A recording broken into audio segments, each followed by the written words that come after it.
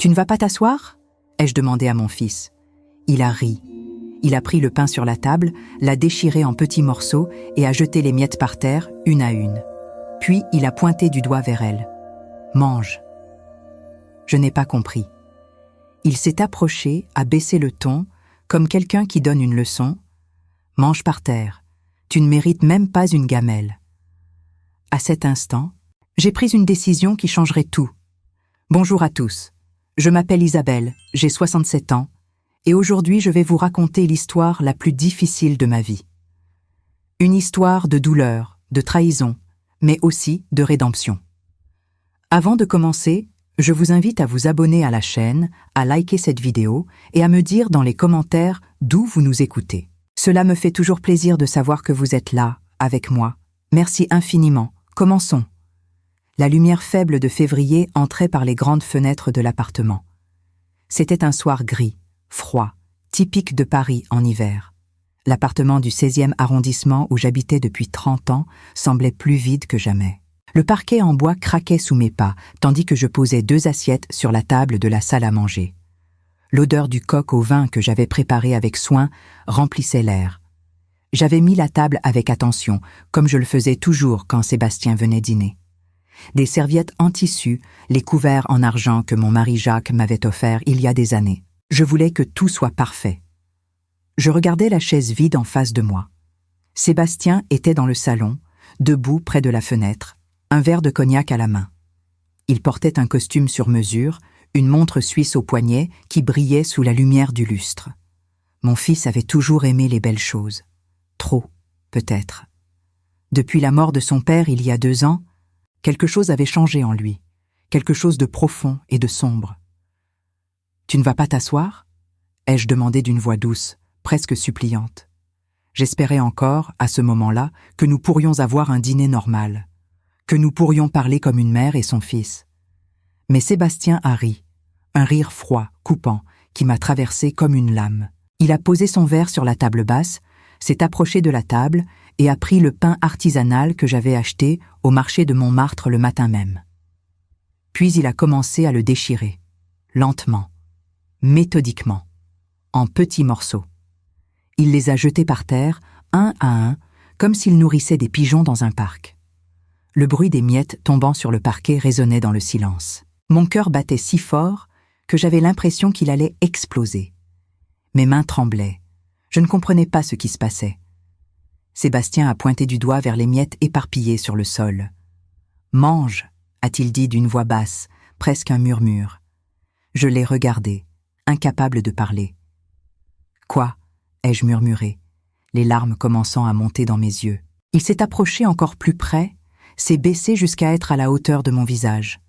Son haleine sentait l'alcool. Ses yeux étaient froids, durs, vides d'amour. « Mange, pars, terre », a-t-il répété en détachant chaque mot. « Tu ne mérites même pas une gamelle. » J'ai reculé, choqué, horrifié. Mes jambes ont faibli. Il s'est redressé, a pris son manteau Burberry posé sur le canapé.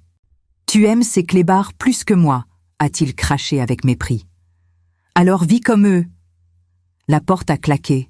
Le bruit a résonné dans tout l'appartement. Je suis tombée à genoux sur le parquet froid. Les larmes coulaient librement maintenant, silencieuses, douloureuses. Je regardais les miettes de pain éparpillées devant moi. Comment en étions-nous arrivés là? Comment mon fils, mon propre fils, était-il devenu cet homme cruel? Les souvenirs ont commencé à affluer. Ce n'était pas la première fois. Il y a 3 mois, dans un restaurant chic à Saint-Germain-des-Prés, Sébastien avait crié sur moi parce que j'avais bloqué sa carte de crédit. « Tu as coupé ma carte ?»« Vieille radine !» avait-il hurlé devant tous les clients. Les gens nous regardaient. J'avais baissé la tête, humiliée, honteuse. 6 mois auparavant, il m'avait poussé contre le mur dans le couloir de cet appartement. « Cet argent est à moi. Papa l'a laissé pour moi.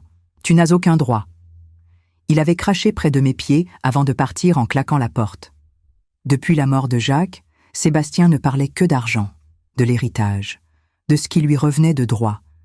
J'avais essayé d'être patiente, compréhensive. J'avais essayé de lui expliquer qu'il y avait des conditions, des règles à respecter. Mais il ne voulait rien entendre. Il était devenu obsédé, aveuglé par la cupidité. Et maintenant, il m'avait traité comme un animal. Je suis restée là, à genoux, pendant ce qui m'a semblé une éternité. Puis quelque chose en moi a changé. Une force que je ne connaissais pas a émergé du plus profond de mon être. Je me suis relevée lentement. J'ai essuyé mes larmes avec le dos de ma main. Mon regard s'est posé sur le téléphone dans le salon. J'ai marché jusqu'à lui, j'ai décroché le combiné et j'ai composé un numéro que je connaissais par cœur. La voix de Maître Lefebvre a répondu après 2 sonneries. « Allô ? Maître Lefebvre », ai-je dit d'une voix ferme que je ne me connaissais pas. « J'ai besoin d'activer la clause. Maintenant. » Il y a eu un silence à l'autre bout du fil. Puis il a dit « Êtes-vous certaine, Isabelle ? Une fois activée, il n'y a pas de retour en arrière. » J'ai regardé les miettes de pain sur le sol. J'ai pensé à Jacques, à ses dernières paroles à l'hôpital. J'ai pensé à l'homme que mon fils était devenu. « J'en suis certaine, » ai-je répondu. Mon mari avait prévu cela. Il connaissait son fils mieux que je ne voulais l'admettre. Maître Lefebvre a soupiré. « Très bien. Venez demain matin à mon cabinet. Nous allons tout préparer. » J'ai raccroché. Pour la première fois depuis des mois, j'ai senti un poids se soulever de mes épaules. Jacques m'avait laissé une arme, et j'allais l'utiliser. Le lendemain matin, je me suis réveillée avec une détermination que je n'avais pas ressentie depuis longtemps. Le ciel de Paris était gris, comme toujours en février, mais quelque chose en moi avait changé. J'ai pris une douche, je me suis habillée avec soin, une robe sobre, un manteau de laine noire, mes chaussures les plus confortables. J'ai attaché mes cheveux grisonnants en un chignon serré. Dans le miroir de l'entrée, j'ai vu une femme de 67 ans fatiguée, blessée, mais debout. Encore debout. J'ai pris le métro jusqu'à la rue de Rivoli. Le cabinet de Maître Lefebvre se trouvait dans un immeuble haussmannien élégant, avec vue sur le jardin des Tuileries. J'avais connu cet homme pendant plus de 30 ans. C'était lui qui avait géré toutes les affaires de Jacques, nos testaments, nos investissements. C'était un homme d'une intégrité rare, et Jacques lui faisait entièrement confiance. La secrétaire m'a fait entrer immédiatement. Le bureau de Maître Lefebvre était exactement comme je m'en souvenais. Des meubles en acajou, des bibliothèques remplies de codes juridiques reliés en cuir, une odeur de papier ancien et de cire d'abeille. Il était assis derrière son grand bureau, ses lunettes de lecture posées sur le bout de son nez. Quand je suis entrée, il s'est levé et m'a serré la main avec chaleur. « Isabelle, » a-t-il dit doucement. « Asseyez-vous, je vous en prie. » Je me suis assise dans le fauteuil en face de lui. Mes mains étaient posées sur mes genoux, serrées l'une contre l'autre. Maître Lefebvre m'a observé pendant un long moment, puis il a retiré ses lunettes et s'est penché en avant. « Êtes-vous absolument certaine de vouloir faire cela ?» a-t-il demandé d'un ton grave. « Une fois que nous activerons la clause, il n'y aura aucun retour possible. » J'ai pris une profonde inspiration. « Je suis certaine, » ai-je répondu. Mon fils m'a traité comme un chien hier soir. Il a jeté du pain par terre et m'a dit de le manger. Ce n'était pas la première humiliation, mais c'était la dernière que j'accepterais. Le visage de Maître Lefebvre s'est durci. Il a hoché la tête lentement, puis il a ouvert un tiroir fermé à clé de son bureau. Il en a sorti une enveloppe scellée avec de la cire rouge. Le nom de Jacques était gravé en lettres dorées sur le sceau. Mon cœur s'est serré en voyant l'écriture de mon mari. Maître Lefebvre a brisé le sceau avec précaution et a retiré plusieurs pages d'un document dactylographié. Jacques a laissé des instructions très spécifiques, a-t-il commencé. Son patrimoine total s'élève à 4 200 000 €. Cela inclut l'appartement de Paris, la maison en Provence, les actions, les comptes bancaires, tout. J'ai écouté en silence. Je connaissais ces chiffres, bien sûr. Jacques et moi avions tout construit ensemble au fil des années. Mais Sébastien ne recevra pas tout d'un coup, a continué Maître Lefebvre. Et il y a des conditions. 4 clauses très précises. Il a ajusté ses lunettes et a commencé à lire. Votre mari aimait profondément votre fils, Isabelle. Mais il craignait que Sébastien ne se perde dans la cupidité. Il voulait lui donner une chance de devenir l'homme qu'il était censé être. J'ai senti les larmes monter, mais je les ai retenues. Je devais être forte. Pour Jacques, pour moi-même. « Dites-moi tout », ai-je murmuré. Maître Lefebvre a hoché la tête et a commencé à lire le testament. Sa voix était calme, mesurée, mais chaque mot résonnait dans mon cœur comme un coup de marteau. Première clause. 20% de l'héritage, soit 840 000 €, sont destinés au respect, aux soins, à l'amour et au dévouement envers vous, Isabelle, physiquement, émotionnellement et moralement. Il a fait une pause, m'a regardé. Toute humiliation, tout abandon, toute négligence annule automatiquement cette partie. Je me suis mordu la lèvre. Les images de la veille sont revenues. Les miettes de pain, les mots cruels. Il a échoué à cette clause, ai-je dit doucement. Maître Lefebvre a acquiescé. Oui, et selon les termes du testament, ces 840 000 € seront versés à une fondation pour la protection animale. C'était le souhait de Jacques. Mon mari et moi avions toujours aimé les animaux. Nous avions passé tant de samedis dans les refuges, à donner de notre temps et de notre argent. C'était notre passion commune. Et maintenant, une partie de notre héritage continuerait cette mission, même si notre fils avait échoué. Deuxième clause, a poursuivi Maître Lefebvre. 20% supplémentaires, encore 840 000 €, sont réservés pour la constitution d'une famille. Cette somme ne peut être utilisée que pour le bien-être de sa famille, une épouse, des enfants, un foyer familial, pas pour un usage personnel isolé. J'ai froncé les sourcils. Sébastien n'est même pas marié, ai-je dit. Exactement, a répondu Maître Lefebvre. Cette partie est donc gelée jusqu'à ce qu'il constitue une famille légitime. S'il ne le fait jamais, cette somme sera également reversée à la fondation animale. J'ai commencé à comprendre le génie de mon mari. Il avait créé un système qui forcerait Sébastien à réfléchir, à changer, à devenir meilleur, ou à perdre tout ce qu'il convoitait tant. Troisième clause, a continué Maître Lefebvre, sa voix devenant plus solennelle, 30% de l'héritage, soit 1 260 000 € pour honorer le legs de Jacques. Il a lu les détails, préserver la mémoire de son père, ses valeurs, les documents familiaux, les biens symboliques. Ne jamais diffamer, déformer ou utiliser ce legs pour un gain égoïste. Agir publiquement de manière à ne pas ternir le nom de la famille. Toute action qui salit le legs suspend automatiquement cette fraction, a précisé Maître Lefebvre. Mon esprit est revenu aux funérailles de Madame Rousseau, la semaine dernière. Sébastien avait dit devant tous les amis de son père que Jacques était un vieil sentimental qui gaspillait de l'argent avec des chiens de rue. J'avais été horrifié. Les gens avaient détourné le regard, gênés. Il a déjà échoué à cette clause aussi, ai-je murmuré. Maître Lefebvre a hoché tristement la tête. Je le crains.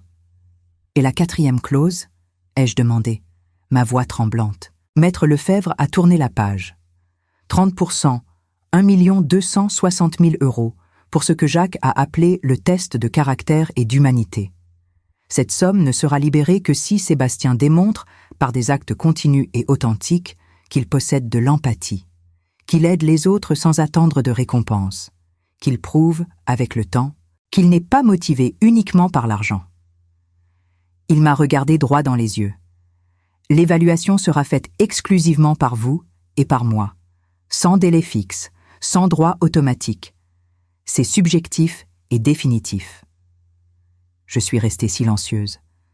Jacques avait tout prévu. Il connaissait notre fils mieux que moi. Il savait qu'il fallait le sauver de lui-même. Alors, il a déjà perdu 50% de l'héritage, ai-je dit lentement. 2 100 000 €. Oui, a confirmé Maître Lefebvre. Il lui reste une chance de récupérer les 50% restants. Mais tout dépend de lui maintenant, de ses choix, de ses actions. J'ai fermé les yeux. Une larme a coulé sur ma joue. Jacques, ai-je murmuré. Tu savais? Tu as toujours su. Maître Lefebvre s'est levé et a posé une main réconfortante sur mon épaule. Je vais convoquer Sébastien pour demain après-midi. Ici, à 15 h. Vous serez présente. Nous lui expliquerons tout. J'ai hoché la tête. Merci, maître. En sortant du cabinet, j'ai regardé le ciel gris de Paris. La neige commençait à tomber doucement.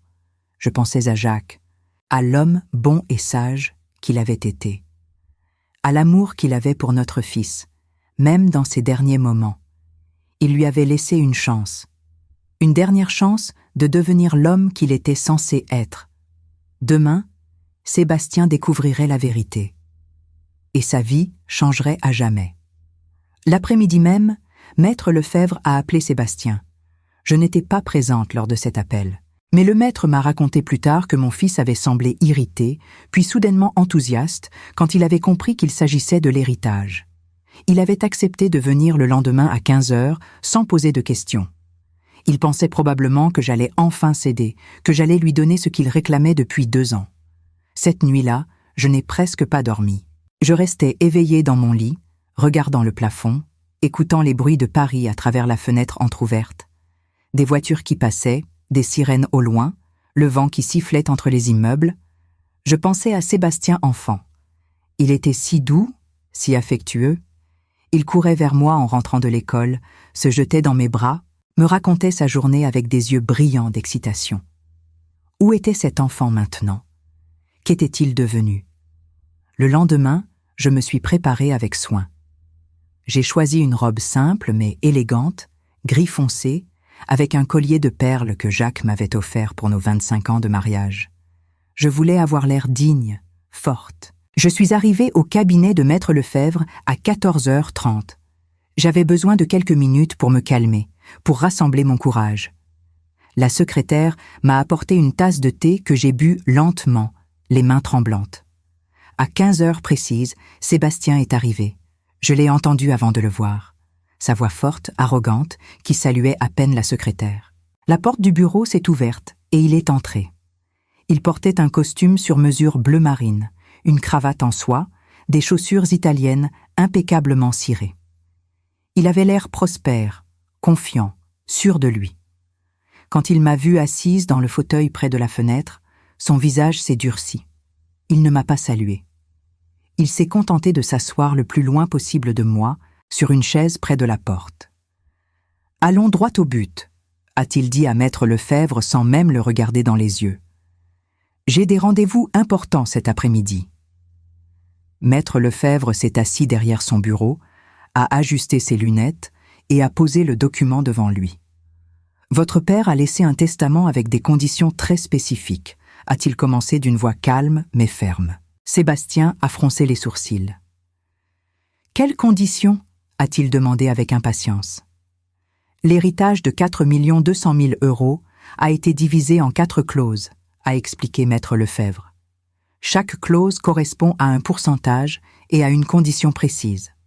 Vous ne recevez chaque partie que si vous remplissez ce qui a été déterminé par votre père. » Le visage de Sébastien a changé. L'arrogance a laissé place à la confusion, puis à la colère.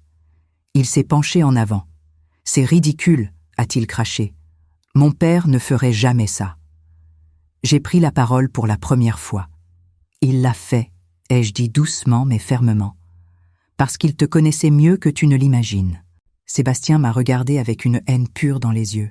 « Toi, » a-t-il murmuré, « c'est toi qui as manigancé tout ça. »« Non, » ai-je répondu, ma voix ne tremblant pas. « Ton père a fait cela avant de mourir. Je ne faisais que respecter ses dernières volontés. » Maître Lefebvre a toussé pour reprendre le contrôle de la conversation. « Première clause, » a-t-il lu. « First of all, 20% de l'héritage, soit 840 000 €, destinés au respect, aux soins, à l'amour et au dévouement envers votre mère. Physiquement, émotionnellement et moralement. » Il a fait une pause, a levé les yeux vers Sébastien. « Toute humiliation, tout abandon, toute négligence annule automatiquement cette partie. » Le silence était pesant. Sébastien restait immobile, mais je voyais sa mâchoire se crisper. « Et » a-t-il finalement demandé, sa voix devenant rauque. Maître Lefebvre l'a regardé directement. « Vous avez perdu cette partie. 840 000 €. Annulée. »« Quoi ?» Sébastien s'est levé d'un bond, faisant tomber sa chaise. Le bruit a résonné dans tout le bureau. « C'est impossible. Je n'ai rien fait. » Ma voix est sortie, calme mais chargée de douleur. Tu m'as dit de manger du pain par terre. Tu m'as appelé chien, dans ma propre maison. Sébastien est devenu blanc comme un linge. Ses lèvres tremblaient. C'était une blague, a-t-il balbutié. Tu exagères. Une blague, ai-je répété, sentant la colère monter en moi pour la première fois. Tu m'as poussé contre un mur il y a 6 mois. Tu as crié sur moi dans un restaurant il y a 3 mois devant des dizaines de personnes. Tu m'as humilié encore et encore. Maître Lefebvre a continué, implacable. Selon les termes du testament, ces 840 000 € seront versés à une fondation de protection animale. C'est irréversible. Sébastien s'est laissé retomber sur sa chaise, le visage dans les mains. Non, non, ce n'est pas possible. Avant que quelqu'un puisse dire quoi que ce soit, je dois vous demander une petite faveur. Si vous appréciez cette histoire, pensez à vous abonner à la chaîne et à liker cette vidéo. Cela m'aide énormément. Merci du fond du cœur. Revenons à l'histoire. Continuons, a dit Maître Lefebvre après un moment. Deuxième clause, 20% supplémentaire, 840 000 € réservés pour la constitution d'une famille. Cette somme ne peut être utilisée que pour le bien-être de votre famille, épouse, enfant, foyer familial, pas pour un usage personnel. Sébastien a relevé la tête lentement. « Je ne suis même pas marié », a-t-il murmuré. « Exactement », a répondu Maître Lefebvre. « Cette partie est donc gelée jusqu'à ce que vous constituiez une famille. Si vous ne le faites jamais, vous perdez également cette somme. Elle sera reversée à la fondation. » Sébastien a serré les poings. « C'est du chantage. »« Non », ai-je dit fermement. « C'est l'amour d'un père qui voulait que son fils devienne un homme meilleur. » Maître Lefebvre a tourné une page. Troisième clause, 30%, 1 260 000 € pour honorer le legs de votre père. Il a lu les détails. Préserver sa mémoire, ses valeurs, ne jamais le diffamer publiquement, agir de manière à honorer son nom. Toute action qui salit ce legs annule automatiquement cette partie. J'ai pris une profonde inspiration. Au dernier enterrement auquel nous avons assisté ensemble, tu as dit devant tous les amis de ton père qu'il était un vieil sentimental qui gaspillait de l'argent avec des chiens de rue. Sébastien a fermé les yeux. Son visage était déformé par l'angoisse. Je ne pensais pas. Mais tu l'as dit, ai-je coupé. Tu as craché sur sa mémoire, sur tout ce qu'il représentait. Maître Lefebvre a retiré ses lunettes. Cela constitue une diffamation publique du legs. 1 260 000 € perdus, également reversés à la Fondation animale. Sébastien a laissé échapper un son étranglé, presque un gémissement. Il a mis ses mains sur sa tête. « Combien reste-t-il » a-t-il demandé d'une voix brisée. Maître Lefebvre a pris son temps avant de répondre. 2 clauses, 50% du total, 2 100 000 €. Une lueur d'espoir est apparue dans les yeux de Sébastien. Mais, a continué Maître Lefebvre d'un ton grave, les deux dépendent entièrement de vous, et aucune ne garantit un droit automatique. Il a repris le document. 4e clause, 30%, 1 260 000 € pour le test de caractère et d'humanité. Cette somme ne sera libérée que si vous démontrez, par des actes continus et authentiques, que vous possédez de l'empathie, que vous aidez les autres sans attendre de récompense, que vous n'êtes pas motivé uniquement par l'argent. Maître Lefebvre l'a regardé droit dans les yeux. L'évaluation sera faite par votre mère et par moi, sans délai fixe, sans recours possible. C'est notre décision. Sébastien était maintenant complètement défait. Ses épaules étaient affaissées. Il avait l'air d'un homme brisé. Maître Lefebvre a replacé ses lunettes sur son nez et a continué sa lecture. Le silence dans le bureau était oppressant. On entendait seulement le tic-tac de l'horloge ancienne sur le mur et la respiration saccadée de Sébastien. Les 20% restants, a repris le maître, soit 840 000 €, concernent la constitution de famille. Nous en avons déjà parlé. Cette somme est gelée jusqu'à ce que vous vous mariiez et fondiez une famille légitime.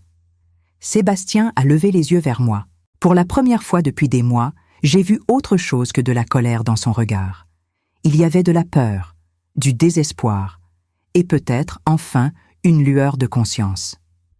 Vous avez donc perdu définitivement 2 100 000 €, a résumé Maître Lefebvre en refermant le document. Il vous reste une possibilité de récupérer les 2 100 000 € restants. Mais uniquement si vous changez, si vous prouvez que vous êtes capable de devenir l'homme que votre père espérait que vous seriez. Sébastien s'est levé brusquement. Sa chaise est tombée en arrière avec fracas. « C'est de la folie !» a-t-il crié. « Vous avez tout manigancé !» Il pointait son doigt vers moi, tremblant de rage. « Toi, c'est toi qui as tout organisé. Tu veux me voler mon héritage ?» Je suis restée assise, calme, même si mon cœur battait à tout rompre. « Ton père a écrit ce testament il y a 3 ans, ai-je dit doucement, bien avant de tomber malade. Il t'aimait, Sébastien, mais il te connaissait aussi. Il savait que tu avais besoin d'être guidé. »« Guidé » a hurlé Sébastien. « Vous voulez dire contrôler, manipuler. » Il a donné un coup de pied dans la chaise tombée. « Vous allez le regretter, tous les deux. » Il s'est dirigé vers la porte, l'a ouverte violemment. Avant de sortir, il s'est retourné une dernière fois. Ses yeux étaient rouges, son visage déformé par la fureur. « Je vous déteste », a-t-il craché, tous les deux. Et il est parti en claquant la porte si fort que les vitres ont tremblé. Le silence qui a suivi était presque tangible. J'étais toujours assise, mes mains agrippées aux accoudoirs du fauteuil. J'ai fermé les yeux. Les larmes coulaient maintenant, silencieuses mais abondantes. Maître Lefebvre s'est levé et est venu s'asseoir dans le fauteuil à côté du mien. Il a posé sa main sur la mienne. « Vous avez fait ce qu'il fallait », a-t-il dit gentiment. « Jacques serait fier de vous. » J'ai hoché la tête sans pouvoir parler. Mon fils venait de me dire qu'il me détestait. Mon propre fils. L'enfant que j'avais porté, nourri, élevé avec tout l'amour dont j'étais capable. « Est-ce que j'ai pris la bonne décision ?» ai-je murmuré, ma voix brisée. « Absolument », a répondu Maître Lefebvre avec conviction. Parfois, l'amour le plus grand consiste à laisser quelqu'un tomber pour qu'il apprenne à se relever. Jacques le savait. Je suis rentrée chez moi ce soir-là en métro. Les rues de Paris étaient illuminées, les gens se pressaient pour rentrer du travail, la vie continuait normalement. Mais pour moi, rien n'était normal. En arrivant dans mon appartement vide, j'ai regardé la table où nous avions dîné 2 soirs auparavant. Les miettes de pain avaient été nettoyées, mais le souvenir restait gravé dans mon esprit. Je me suis assise sur le canapé et j'ai pleuré. J'ai pleuré pour mon mari qui n'était plus là. J'ai pleuré pour mon fils qui s'était perdu. J'ai pleuré pour la famille que nous avions été autrefois et qui n'existait plus. Mais au fond de ma douleur, il y avait aussi une petite étincelle d'espoir.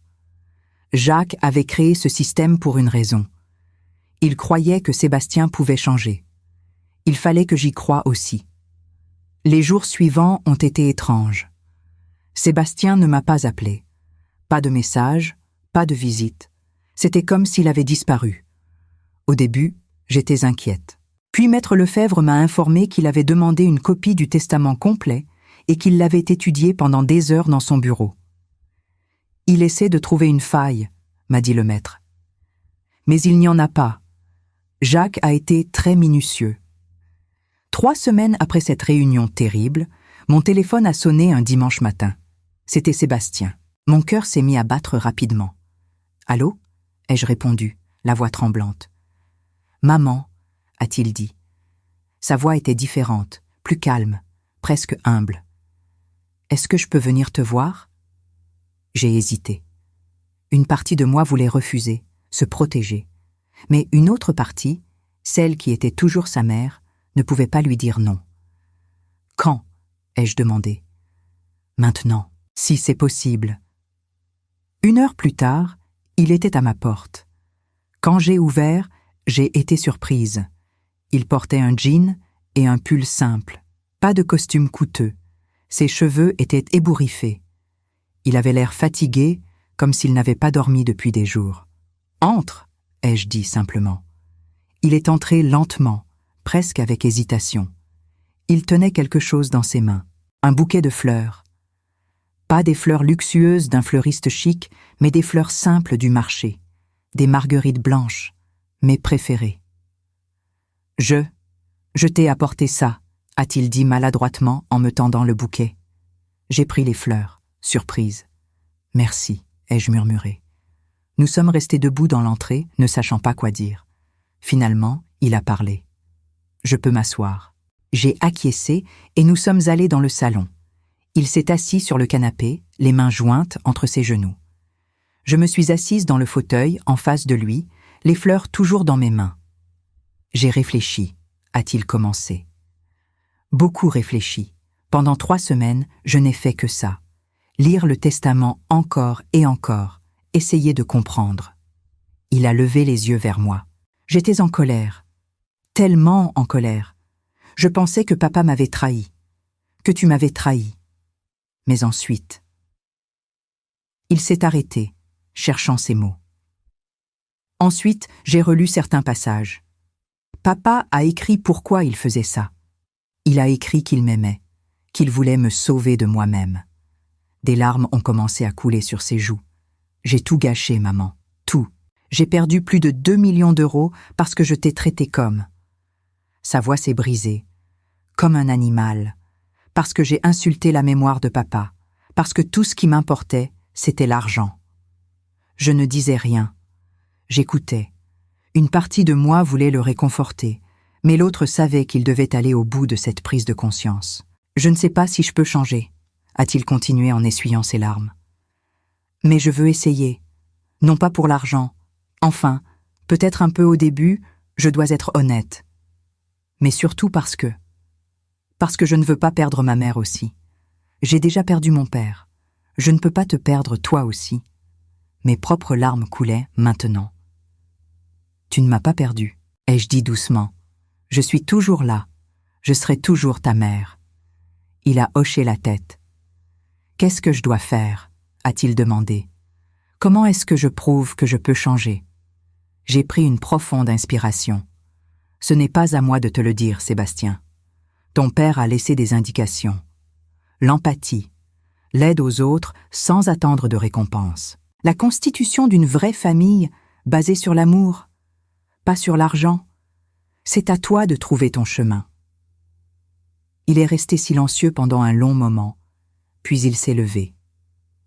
Est-ce que je peux t'aider avec quelque chose? Les courses? Le ménage? N'importe quoi? J'ai été touchée par cette simple offre. Non, ça va pour aujourd'hui, ai-je répondu. Mais tu peux revenir. Quand tu veux, la porte sera toujours ouverte. Il a souri faiblement. Merci, maman. Avant de partir, il s'est arrêté à la porte. Je suis désolée. Pour tout. Je sais que ça ne suffit pas, mais je le pense vraiment. Je sais, ai-je dit, et je le pensais vraiment. Les semaines qui ont suivi cette visite ont été étranges et incertaines. Sébastien a commencé à venir me voir régulièrement. Au début, 1 fois par semaine, puis 2 fois. Il m'aidait avec les courses, réparait de petites choses dans l'appartement, s'asseyait avec moi pour boire un thé. Nos conversations étaient simples, parfois maladroites, mais elles existaient. C'était un début. Un jour, en avril, alors que le printemps commençait à colorer Paris de vert et de rose, Sébastien m'a annoncé quelque chose d'inattendu. « J'ai commencé à faire du bénévolat », m'a-t-il dit pendant que nous prenions le petit déjeuner ensemble dans ma cuisine. J'ai levé les yeux de ma tasse de café, surprise. « Du bénévolat? Où ça ?»« Dans un refuge pour animaux. »« À Montmartre », a-t-il répondu en évitant mon regard. Je me suis dit que c'était peut-être ce que papa aurait voulu. Mon cœur s'est serré. Jacques et moi avions passé tant d'heures dans des refuges similaires. C'était notre passion commune, notre façon de redonner au monde. C'est merveilleux, ai-je dit doucement, essayant de ne pas montrer trop d'émotion pour ne pas le mettre mal à l'aise. Comment ça se passe? Il a haussé les épaules. C'est dur, sale, fatigant, mais je ne sais pas. Il y a quelque chose de satisfaisant. Les semaines sont devenues des mois. L'été est arrivé avec sa chaleur écrasante. Sébastien continuait son bénévolat au refuge. Je voyais des changements subtils en lui. Il était moins impatient, moins centré sur lui-même. Il me posait des questions sur ma journée, sur mes amis, sur mes sentiments. Il écoutait vraiment mes réponses. Maître Lefebvre me tenait informé. Il a demandé des documents sur la fondation que votre mari a créée, m'a-t-il dit un jour au téléphone. Il veut comprendre comment elle fonctionne, où va l'argent. Je pense qu'il commence à réaliser l'importance de ce que Jacques faisait. J'étais heureuse, mais prudente. Une partie de moi se demandait toujours si c'était authentique ou si Sébastien jouait simplement un rôle pour récupérer l'argent. Maître Lefebvre partageait mes doutes. « Le temps nous le dira », répétait-il. « La vraie transformation prend des mois, parfois des années. Nous devons être patients. » Un samedi de juillet, Sébastien m'a appelé avec une excitation inhabituelle dans la voix. « Maman, est-ce que tu peux venir au refuge demain ? Il y a quelque chose que j'aimerais te montrer. » Le lendemain, je suis allée à Montmartre en métro. Le refuge se trouvait dans une petite rue pavée, loin de l'agitation touristique. C'était un vieux bâtiment en pierre avec une cour intérieure. Quand je suis arrivée, Sébastien m'attendait à l'entrée. Il portait un vieux jean taché et un t-shirt simple. Ses mains étaient sales. Il n'avait jamais eu l'air aussi humain. « Viens », m'a-t-il dit en me prenant par le bras. « Je veux te présenter quelqu'un. » Il m'a emmenée dans la cour où plusieurs bénévoles s'occupèrent de chiens. Une jeune femme était accroupie près d'un vieux berger allemand, examinant sa patte. Elle avait environ 30 ans, des cheveux châtains attachés en queue de cheval, un visage doux et intelligent. « Amélie », a appelé Sébastien. La jeune femme a levé la tête et a souri. « Oh, c'est ta mère !» Elle s'est levée et est venue vers nous en s'essuyant les mains sur son pantalon. « Enchantée, madame.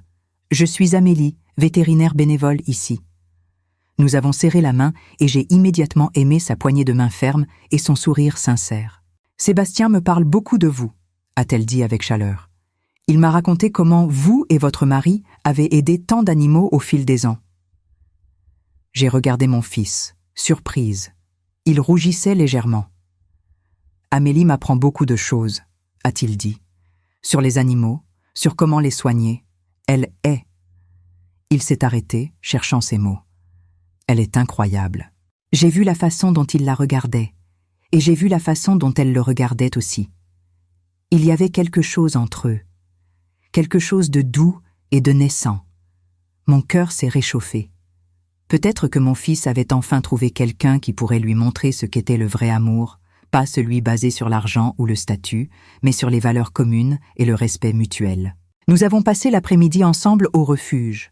J'ai vu Sébastien travailler, nettoyer les cages, nourrir les animaux, les caresser avec douceur. C'était un homme différent de celui qui m'avait humilié quelques mois auparavant. Une vieille dame est venue nous voir, une bénévole nommée Madame Colette. « Votre fils est un trésor », m'a-t-elle dit en souriant. Il vient tous les week-ends maintenant. Les animaux l'adorent. Et il ne cherche jamais à se mettre en avant ou à prendre des photos pour les réseaux sociaux comme certains jeunes. Il travaille vraiment. En rentrant chez moi ce soir-là, j'ai appelé Maître Lefebvre. « Je pense qu'il change vraiment », lui ai-je dit. « Ce n'est pas une comédie. Je le vois dans ses yeux, dans ses gestes. Il est différent. » Maître Lefebvre a écouté attentivement. « C'est encourageant, Isabelle. Mais souvenez-vous, Jacques a demandé des actes continus et authentiques. Nous devons donner plus de temps. »« Je sais, » ai-je répondu. « Mais pour la première fois depuis longtemps, j'ai de l'espoir. » L'été a laissé place à l'automne. Les feuilles commençaient à tomber sur les boulevards parisiens. Sébastien et Amélie se voyaient de plus en plus souvent. Il me l'a présenté officiellement lors d'un dîner chez moi. J'ai préparé un bœuf bourguignon, le plat préféré de Jacques. Amélie était charmante, intelligente, et surtout, elle semblait voir en Sébastien l'homme qu'il pouvait être, pas celui qu'il avait été. Pendant le dîner, ils m'ont annoncé qu'ils sortaient ensemble officiellement depuis 2 mois. « Maman », a dit Sébastien en prenant la main d'Amélie. « Je n'ai jamais ressenti ça avant. Avec elle, je me sens complet. Pas à cause de ce qu'elle possède ou de ce qu'elle peut m'apporter, juste parce qu'elle existe. » Les larmes me sont montées aux yeux. « C'est exactement ce que ton père disait de moi, » ai-je murmuré, quand nous nous sommes rencontrés. En octobre, Sébastien a organisé un grand événement d'adoption au refuge. Il a utilisé ses contacts dans le monde des affaires, non pas pour se vanter, mais pour mobiliser des ressources. Il a convaincu une dizaine d'entrepreneurs de parrainer l'événement. 30 animaux ont trouvé des foyers ce jour-là. J'étais présente et j'ai vu mon fils rayonner de fierté, non pas pour l'argent levé, mais pour les vies sauvées. Maître Lefebvre est venu me voir à la fin du mois. « Isabelle, » a-t-il dit en s'asseyant dans mon salon, « je pense qu'il est temps. » « Temps pourquoi ?» ai-je demandé, même si je savais déjà. Temps de reconnaître que Sébastien a changé. Authentiquement. Il a rempli les conditions que Jacques avait établies. Il a fait preuve d'empathie, il aide sans attendre de récompense, il a trouvé l'amour véritable. J'ai regardé par la fenêtre. Les arbres étaient dorés dans la lumière de l'après-midi. « Vous êtes sûr ?»« Aussi sûr qu'on peut l'être, » a répondu Maître Lefebvre, et je pense que Jacques serait d'accord. Nous avons décidé de convoquer Sébastien pour une réunion en décembre. Novembre est arrivé avec ses pluies froides et ses ciels gris. Sébastien continuait à me surprendre chaque jour. Il avait commencé à parler de son père différemment. Non plus avec amertume ou ressentiment, mais avec respect, et même avec une certaine nostalgie. Un soir, alors que nous dînions ensemble dans ma cuisine, il m'a dit quelque chose qui m'a profondément touchée. « Madame Colette m'a raconté une histoire sur papa », a-t-il commencé en remuant son café. Elle m'a dit qu'il venait au refuge tous les samedis pendant des années, que lui et toi étiez les plus généreux donateurs. Il a levé les yeux vers moi, mais elle m'a aussi dit autre chose, que papa avait traversé une dépression grave dans les années 90. J'ai posé ma tasse, surprise.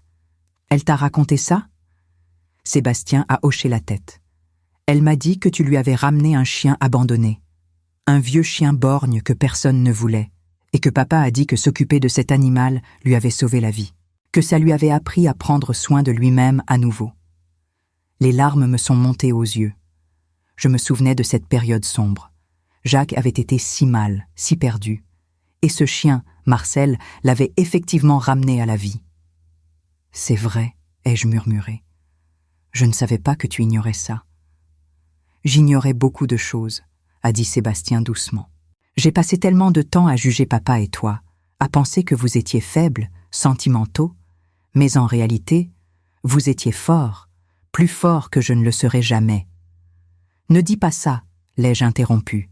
« Tu es en train de devenir exactement l'homme que ton père espérait que tu deviendrais. » Il a souri tristement. « J'espère. » Madame Colette m'a dit autre chose. Papa répétait toujours « Qui n'a pas d'empathie pour ceux qui ne peuvent pas parler, n'a d'empathie pour personne. » Je comprends maintenant ce qu'il voulait dire. Les semaines ont passé. Sébastien et Amélie sont devenus inséparables. Elle venait souvent dîner chez moi, et nous passions de longues soirées à parler, à rire, à partager des souvenirs. Un soir de fin novembre, alors qu'Amélie était aux toilettes, Sébastien m'a pris la main. « Maman, » a-t-il dit nerveusement, « je vais lui demander de m'épouser. » Mon cœur a fait un bond. « Oh, Sébastien !»« Je sais que c'est rapide, » a-t-il continué. « Nous ne sommes ensemble que depuis quelques mois, mais je n'ai jamais été aussi sûre de quelque chose. Elle me rend meilleure. Elle me fait voir le monde différemment. »« Ton père m'a demandé en mariage après 3 mois, » ai-je dit en souriant. « Quand tu sais, tu sais. » Il a serré ma main. « Tu penses qu'elle dira oui ? » Si elle t'aime autant que je pense qu'elle t'aime, alors oui. 2 semaines plus tard, par une froide soirée de décembre, Sébastien a demandé Amélie en mariage au refuge, entourée des chiens et des chats qu'ils aimaient tous les deux. Elle a dit oui en pleurant de joie. Quand ils sont venus m'annoncer la nouvelle, je les ai serrés tous les deux dans mes bras en pleurant aussi. « Il y a autre chose, » a dit Amélie timidement. « Je suis enceinte. » Le temps s'est arrêté. « Enceinte ?» ai-je répété, incrédule. Elle a hoché la tête. 4 mois. Nous voulions attendre d'être sûrs avant de te le dire. Je suis restée sans voix. Mon fils allait être père. J'allais être grand-mère. Jacques aurait été si heureux. C'est merveilleux, ai-je finalement réussi à dire. C'est le plus beau cadeau. Cette nuit-là, seule dans mon lit, J'ai pensé à Jacques. Je lui ai parlé comme je le faisais souvent depuis sa mort. « Tu avais raison, mon amour », ai-je murmuré dans l'obscurité. « Tu savais exactement ce dont notre fils avait besoin. Tu savais qu'il pouvait changer. Je regrette d'avoir douté. » J'ai senti une paix profonde m'envahir. Mon mari, même dans la mort, avait réussi à sauver notre fils. À travers ce testament, à travers ces clauses strictes, il lui avait donné une dernière chance, et Sébastien l'avait saisie. Le lendemain, j'ai appelé Maître Lefebvre. « Il va se marier », lui ai-je annoncé, « et il va être père. » Il y a eu un silence, puis j'ai entendu le sourire dans sa voix. Jacques aurait été fou de joie. « Je pense qu'il est temps », ai-je dit doucement. « Temps de lui dire qu'il a réussi, qu'il a rempli toutes les conditions. » Maître Lefebvre a réfléchi un moment. « Oui, je pense que vous avez raison. Convoquons-le pour la semaine prochaine, avec Amélie, il mérite de savoir. » Les jours précédant la réunion, j'étais nerveuse. Heureuse, mais nerveuse. Sébastien ne savait pas pourquoi nous le convoquions. J'avais peur qu'il pense que c'était pour lui annoncer qu'il avait échoué, qu'il allait perdre le reste de l'héritage aussi. Mais Maître Lefebvre m'avait rassurée. Cette fois, ce sera différent. Cette fois, ce seront de bonnes nouvelles. Le jour de la réunion est arrivé. C'était un mardi après-midi de décembre. Il neigeait légèrement sur Paris, transformant la ville en carte postale. Sébastien et Amélie sont arrivés ensemble au cabinet de Maître Lefebvre. Quand je les ai vus entrer, j'ai vu l'inquiétude sur le visage de mon fils. « Maman, qu'est-ce qui se passe ?» a-t-il demandé. « Assieds-toi, » ai-je dit gentiment. « Tout va bien, je te le promets. » Maître Lefebvre était déjà assis derrière son bureau. Il nous a fait signe de nous installer. Amélie tenait la main de Sébastien, son petit ventre rond, visible sous son pull. Dans le coin du bureau, il y avait un petit sapin de Noël décoré. Tout semblait paisible, chaleureux. « Sébastien, » a commencé Maître Lefebvre, « nous vous avons demandé de venir aujourd'hui pour discuter de votre héritage. » Le visage de Sébastien s'est tendu. « Je sais que je n'ai pas encore rempli toutes les conditions, » a-t-il commencé rapidement. « Mais je vous promets que je continue. Je ne fais pas ça pour l'argent. Je le fais parce que c'est la bonne chose à faire. »« Sébastien, » l'ai-je interrompu doucement. « Écoute. » Maître Lefebvre a ouvert le dossier devant lui. « Votre mère et moi avons évalué votre conduite au cours des 8 derniers mois, de manière très approfondie. » Sébastien serrait la main d'Amélie si fort que ses jointures étaient blanches. « Vous avez démontré une transformation authentique, » a continué Maître Lefebvre. « Vous avez fait preuve d'empathie continue. Vous avez aidé au refuge sans chercher de reconnaissance. Vous avez honoré la mémoire de votre père par vos actions. Et vous avez constitué une famille basée sur l'amour véritable, pas sur l'argent. » Les yeux de Sébastien se sont remplis de larmes. « Qu'est-ce que ça veut dire ?» a-t-il murmuré. « Ça veut dire, » ai-je dit en me penchant vers lui, « oh, que tu as réussi. Tu as rempli toutes les conditions. » Le silence était total. Même l'horloge semblait avoir cessé de faire tic-tac. « Vous avez droit aux 50% restants de l'héritage, » a annoncé Maître Lefebvre. 2 100 000 €. 840 000 pour votre famille. 1 260 000 pour avoir démontré votre caractère. Les larmes coulaient maintenant librement sur le visage de Sébastien. Amélie pleurait aussi, sa main toujours dans celle de mon fils. Maître Lefebvre a continué, sa voix empreinte d'émotion. « Votre père serait immensément fier de vous, Sébastien. Il a cru en vous-même quand vous ne croyez pas en vous-même. Il a créé ce système non pas pour vous punir, mais pour vous sauver. » Sébastien s'est levé brusquement. Pendant un instant, j'ai eu peur qu'il soit en colère, mais au lieu de cela, il s'est approché de moi et s'est agenouillé devant ma chaise. « Maman, » a-t-il dit d'une voix brisée, « je suis tellement désolé pour tout ce que je t'ai fait, pour toutes les fois où je t'ai blessé, humilié, traité comme si tu ne comptais pas. » Il a pris mes mains dans les siennes. « Je ne mérite pas ton pardon, je ne mérite pas cet héritage. » J'ai touché son visage avec tendresse. « Tu as changé, mon fils, c'est tout ce qui compte. Ton père et moi ne voulions pas que tu sois parfait, nous voulions juste que tu sois bon, et tu l'es devenu. » Il a posé sa tête sur mes genoux et a pleuré comme un enfant. Je l'ai serré contre moi, caressant ses cheveux comme je le faisais quand il était petit. Amélie pleurait en silence, profondément émue par cette scène. Même Maître Lefebvre avait retiré ses lunettes et s'essuyait discrètement les yeux. Après un long moment, Sébastien s'est relevé et s'est rassis à côté d'Amélie. Il a pris plusieurs respirations profondes pour se calmer. Puis, il a regardé Maître Lefebvre. « J'ai quelque chose à dire », a-t-il annoncé. Sa voix était ferme maintenant, décidée. « Je veux renoncer aux 30% du test de caractère. » Le silence est tombé dans le bureau. Amélie l'a regardé, surprise. « Quoi ?» a-t-elle murmuré.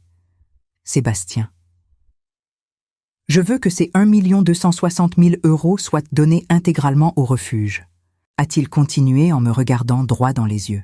« Pour l'agrandir, pour sauver plus de vies, pour continuer le travail que papa et toi avez commencé. » Mon cœur s'est gonflé d'amour et de fierté. « Sébastien, tu n'as pas à faire ça, » ai-je dit. « Tu as gagné cet argent, tu as rempli toutes les conditions. » « Je sais, » a-t-il répondu avec un sourire. « Mais papa m'a appris quelque chose, même dans la mort. Il m'a appris que l'argent n'est qu'un outil. Ce qui compte, c'est ce qu'on en fait. Et la meilleure chose que je puisse faire avec cet argent, c'est d'honorer son legs, de faire ce qu'il aurait fait. » Il a pris la main d'Amélie. « Avec ma famille unie, avec ma femme, mon enfant à naître, avec ma mère à mes côtés, je peux tout reconstruire. Je n'ai pas besoin de plus. » Amélie le regardait avec un amour infini dans les yeux. « Tu es sûre ?» a-t-elle demandé doucement. « C'est beaucoup d'argent. »« Je suis absolument sûre, » a-t-il répondu. « Pour la première fois de ma vie, je suis sûre de quelque chose. » Il s'est tourné vers Maître Lefebvre. « Est-ce possible, légalement ?» Maître Lefebvre a hoché la tête lentement. « C'est tout à fait possible, si c'est vraiment ce que vous voulez. » « C'est ce que je veux, » a affirmé Sébastien. « Les 840 000 € pour ma famille me suffiront largement. Nous allons acheter une petite maison en banlieue, pas un appartement luxueux. Nous allons élever notre enfant avec des valeurs, pas avec de l'argent. Et nous allons être heureux. Vraiment heureux. » Je ne pouvais plus retenir mes larmes. Je me suis levée et j'ai serré mon fils dans mes bras. « Ton père est ici avec nous en ce moment, » ai-je murmuré à son oreille. « Je le sens. Et il est tellement, tellement fier de toi. » Maître Lefebvre s'est levé également. « Jacques serait effectivement très fier, » a-t-il dit en s'approchant. « Vous êtes devenu l'homme qu'il espérait que vous deviendriez. » Il a serré la main de Sébastien chaleureusement. « Je vais préparer tous les documents nécessaires. Le don sera fait au nom de votre père. Le refuge portera son nom si vous le souhaitez. »« Oui, » a dit Sébastien sans hésitation. « Le refuge Jacques. Pour que les gens se souviennent de lui, pour que son legs continue. » Nous sommes tous sortis du cabinet ensemble. La neige tombait plus fort maintenant, couvrant Paris d'un manteau blanc immaculé. Nous avons marché un peu dans la rue, les quatre ensemble. Sébastien tenait Amélie par la taille. Elle avait posé sa tête sur son épaule. Ils avaient l'air si heureux, si en paix. « Maman, » a dit Sébastien en s'arrêtant. « Est-ce que tu veux venir avec nous regarder des maisons ce week-end? Nous aimerions ton avis. » « J'adorerais, » ai-je répondu en souriant. « Mais je vous préviens, je vais avoir des opinions bien arrêtées. » Nous avons ri ensemble.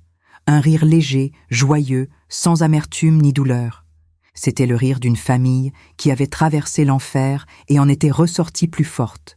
En rentrant chez moi ce soir-là, je me suis arrêtée devant une photo de Jacques sur la commode de l'entrée.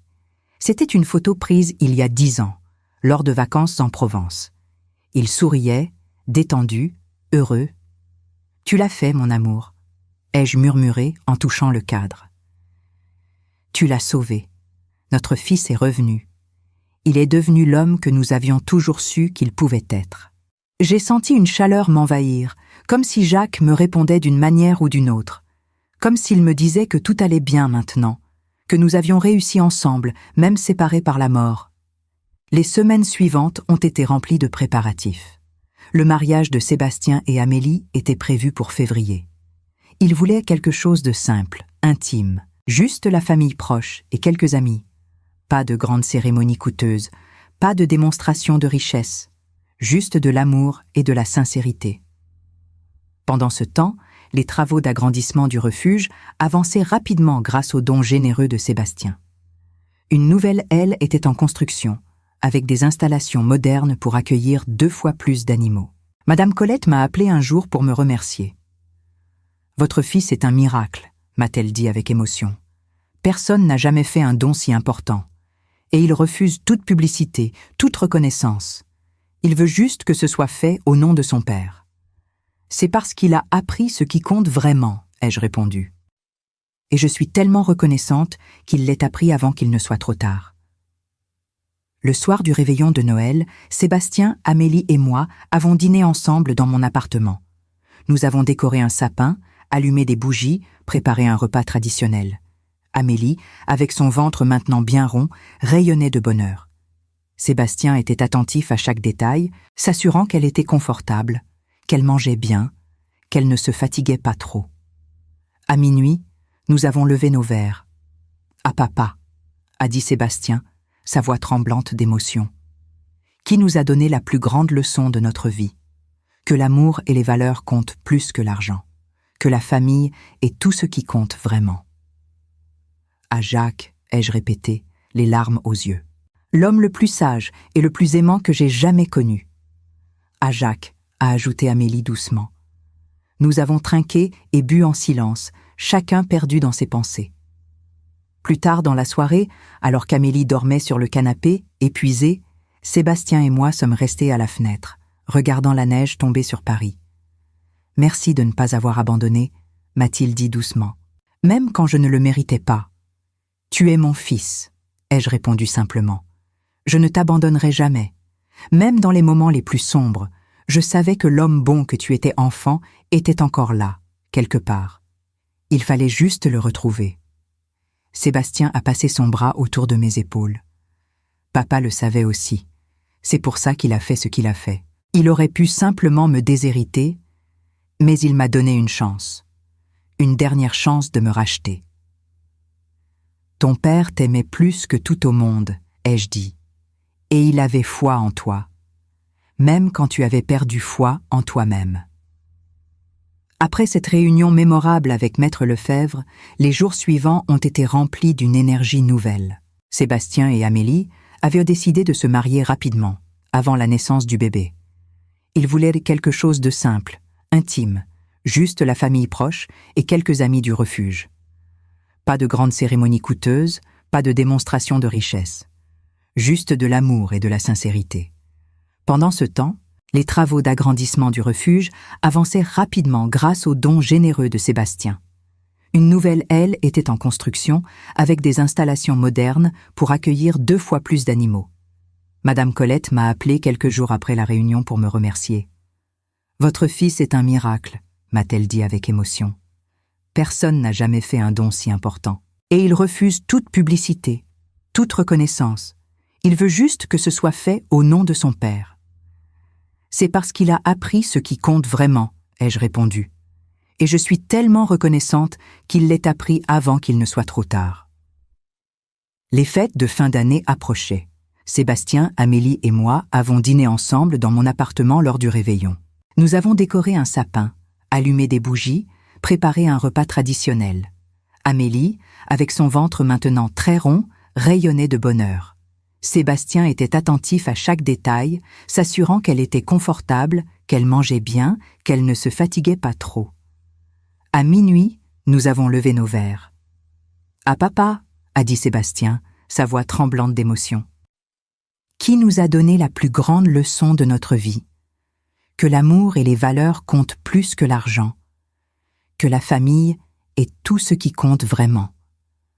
À Jacques, ai-je répété, les larmes aux yeux. L'homme le plus sage et le plus aimant que j'ai jamais connu. À Jacques, a ajouté Amélie doucement. Nous avons trinqué et bu en silence, chacun perdu dans ses pensées. Plus tard dans la soirée, alors qu'Amélie dormait sur le canapé, épuisée, Sébastien et moi sommes restés à la fenêtre, regardant la neige tomber sur Paris. « Merci de ne pas avoir abandonné », m'a-t-il dit doucement, même quand je ne le méritais pas.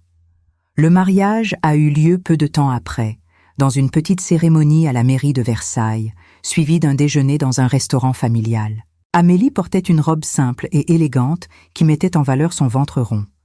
Sébastien ne pouvait pas détacher ses yeux d'elle. Il la regardait comme si elle était la chose la plus précieuse au monde. Quand ils ont échangé leurs vœux, il y a eu à peine un œil sec dans l'assistance. « Je promets de t'aimer non pas pour ce que tu as, mais pour ce que tu es », a dit Sébastien. « Je promets de te respecter, de te chérir, de construire une vie avec toi basée sur l'honnêteté, la bonté et l'amour véritable. Je promets d'être le père que mon père a été pour moi et l'homme qu'il m'a appris à devenir. » Amélie pleurait en souriant. « Je promets de t'aimer dans les bons moments comme dans les mauvais, » a-t-elle répondu. « Je promets de te soutenir, de croire en toi et d'élever notre enfant avec les valeurs que nous partageons. Tu es l'homme le plus extraordinaire que je connaisse. » Lors du déjeuner, j'ai porté un toast. « À mon fils », ai-je dit en levant mon verre de champagne, qui a trouvé le courage de changer, à ma belle-fille, qui lui a montré ce qu'est l'amour véritable, et à mon mari Jacques, qui veille sur nous depuis là-haut, et qui a orchestré tout ceci avec sa sagesse infinie. À Jacques, ont répété tous les invités en chœur. Quelques semaines plus tard, Amélie a donné naissance à une petite fille. Ils l'ont appelée Jacqueline, en l'honneur de son grand-père. Quand j'ai tenu ma petite fille pour la première fois, j'ai pleuré de joie. Elle était parfaite, minuscule, avec les yeux de son père et le sourire de sa mère. « Bonjour, ma petite Jacqueline », ai-je murmuré. « Tu as été aimée avant même de naître, et tu seras entourée d'amour toute ta vie. » Sébastien était à côté de moi, regardant sa fille avec une tendresse infinie. « Papa aurait adoré la connaître », a-t-il dit doucement.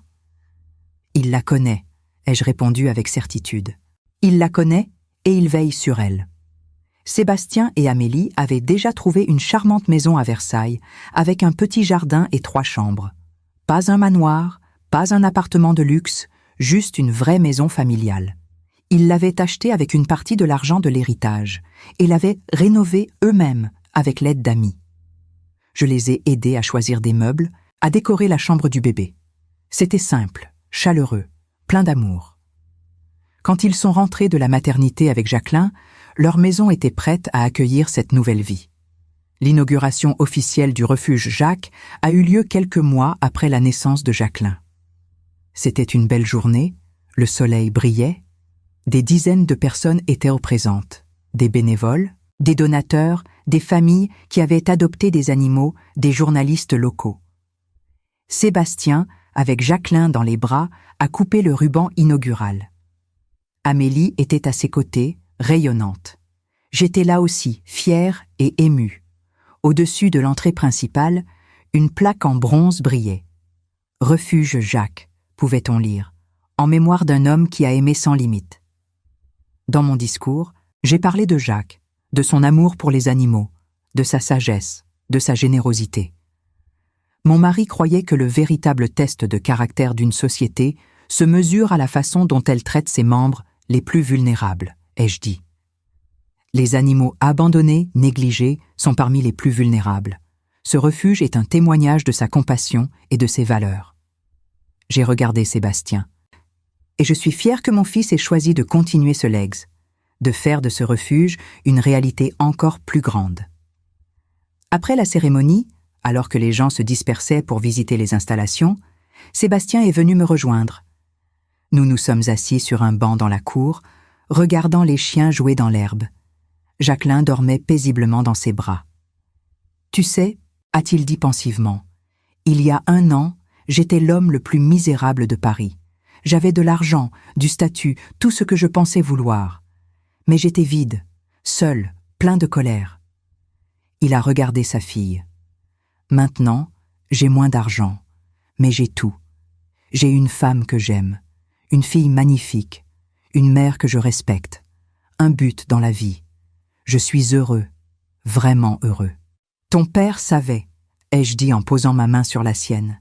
Il savait que l'argent ne te rendrait jamais heureux. Il savait que tu avais besoin de trouver quelque chose de plus grand que toi-même. Il avait raison, a admis Sébastien. Surtout. Nous sommes restés assis en silence pendant un long moment, profitant de la paix du moment. Puis Sébastien a dit quelque chose qui m'a profondément touchée. « Merci, maman, pour avoir eu le courage de faire ce que papa avait demandé, pour ne pas avoir cédé quand j'étais horrible avec toi, pour avoir cru que je pouvais changer. » « C'est ce que font les parents, » ai-je répondu simplement. « Nous espérons, nous croyons, nous aimons, toujours. » Ce soir-là, seul dans mon appartement, j'ai regardé par la fenêtre les lumières de Paris. La ville où j'avais vécu toute ma vie, la ville où j'avais rencontré Jacques, où nous avions construit notre vie, où nous avions élevé notre fils. Tant de souvenirs, tant d'émotions. « Nous avons réussi, mon amour, » ai-je murmuré en touchant la photo de Jacques sur la commode. « Notre fils est sauvé. Il est devenu l'homme que tu espérais. Et ton legs continue. À travers le refuge, à travers Jacqueline, à travers tout l'amour que Sébastien donne maintenant au monde. » J'ai souri à travers mes larmes. L'histoire aurait pu se terminer tragiquement. Un fils cupide, une mère brisée, une famille détruite. Mais grâce à la sagesse et à l'amour d'un homme qui avait prévu l'impensable, tout avait changé. Jacques nous avait donné un cadeau. Pas l'argent, pas l'héritage matériel, mais la chance de nous retrouver, la chance pour Sébastien de découvrir qui il était vraiment censé être. Et pour moi, la joie de voir mon fils revenir à lui-même. C'était le plus précieux des héritages. L'héritage de l'amour, de la rédemption et de l'espoir. Et il vivrait pour toujours dans notre famille, transmis maintenant à la petite Jacqueline qui grandirait entourée de ses valeurs.